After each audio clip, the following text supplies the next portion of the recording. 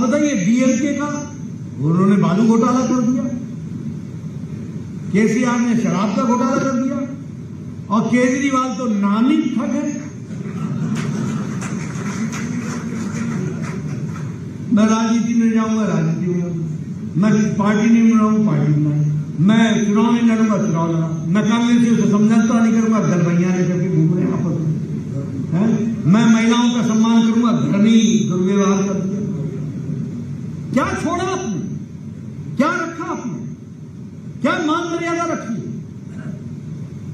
और आप देखिए राहुल गांधी बेल पर, सोनिया गांधी बेल पर, चिदम्बरम बेल पर, कार्तिक चिदम्बरम बेल पर, लालू प्रसाद यादव बेल पर, हमारे ये अभी 20 दिन के लिए आए हैं, फिर एक जून को जाएंगे। मनी आज मैंने से पूछा था पत्रकार से, मैंने कहा, बोले मुझे अरेस्ट करो, मैंने कहा बेल बात कैंसिल करना, अपने आप अरेस्ट हो जाएगा, जेल तिहाड़ पहुंच जाएगा। ऐसे ऐसे लोग, मनीष सिसोदिया जेल में,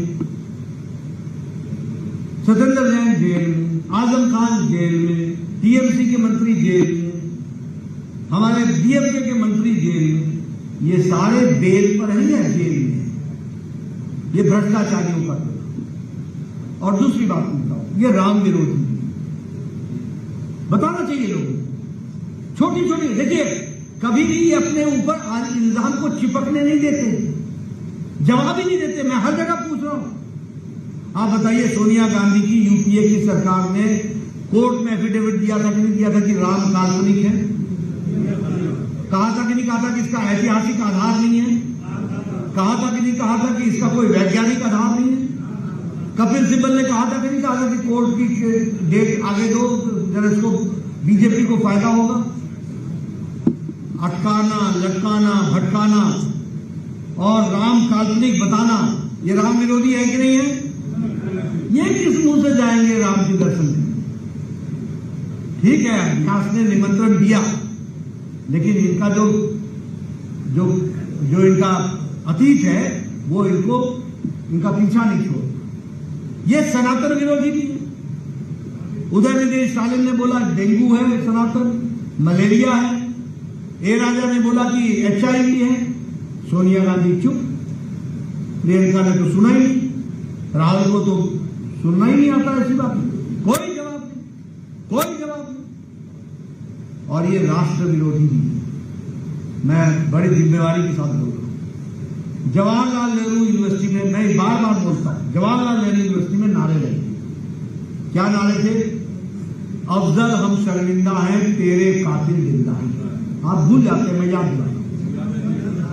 और भारत होंगे टुकड़े टुकड़े इंशाअल्लाह इंशाअल्लाह, लगे थे नारे। अब अफजल कौन था?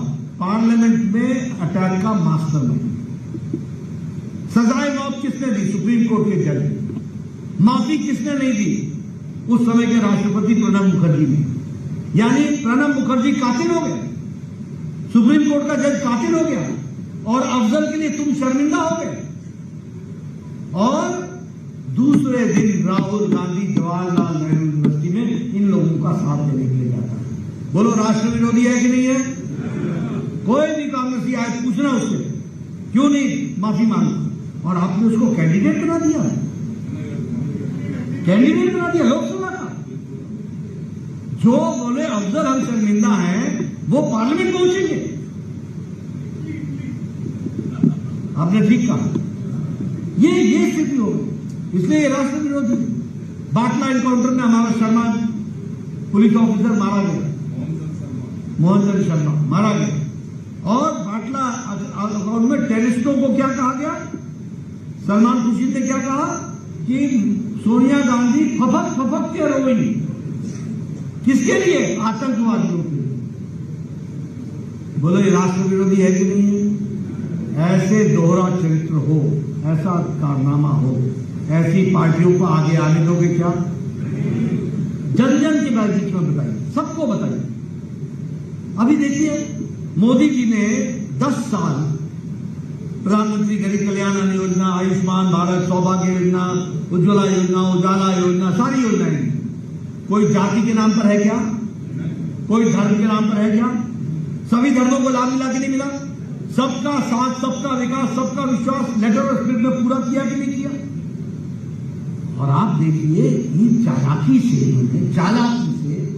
अपने मैनिफेस्टो में लिख दिया, minorities will be given special preference, they will be taken care.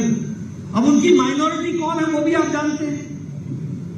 CA में उनको सिख नहीं दिखता, पारसी नहीं दिखता, जैन नहीं दिखता, क्रिश्चियन नहीं दिखता, हिंदू नहीं दिखता। हिंदू तो खैर मेजॉरिटी है, लेकिन बाकी जो माइनॉरिटीज है वो नहीं दिखते हैं। मुस्लिम जो इस्लामिक देश से धार्मिक कारणों से प्रताड़ना के कारण भारत आए, उनके लिए दरवाजे खोलने का इंतजाम करने की बात। तो ये माइनॉरिटी को लाने का विषय क्या था? और राहुल गांधी आजकल कॉन्स्टिट्यूशन की किताब लेकर घूमता है, कहता है कि ये संविधान है, इसकी मैं रक्षा करूंगा। अंदर से पढ़ा कभी नहीं है उसने, जानता नहीं है क्या लिखा हुआ, जो समझाने वो बोल देते। बाबा साहब अंबेडकर ने कहा है कि धर्म के आधार पर आरक्षण नहीं होगा, और तुम्हारी सरकार ने आंध्र प्रदेश में 4 बार दलितों का और आदिवासियों का हिस्सा मार करके माइनॉरिटीज को तुमने आरक्षण दिया और कोर्ट ने उनको प्रोटेक्ट किया। कर्नाटक में तुमने बैकवर्ड का, पिछड़ा का डाका डालने का काम किया और वो माइनॉरिटीज को तुमने दिया। हमारी सरकार आई, हमने बदल डाला, हमारी सरकार कर्नाटक में चली गई, वो फिर से ले गया। ये है इनका चेहरा, ये इनका दोहरा चरित्र, ये इनकी सोच। ये किस तरीके से समाज में चालाकी से, किस तरीके से शुगर कोट में डाल करके जहर देश को दिया जा सकता है, इसकी तैयारी करते हैं। भाई को भाई से लड़ाते हैं, समाज को समाज से लड़ाते हैं। और इसलिए आज समय की आवश्यकता है कि मोदी जी के नेतृत्व में देश को हम मजबूत बनाएं और हरियाणा भी 10 में से 10 +1 पूरे का पूरा 11 आप पूरा करें।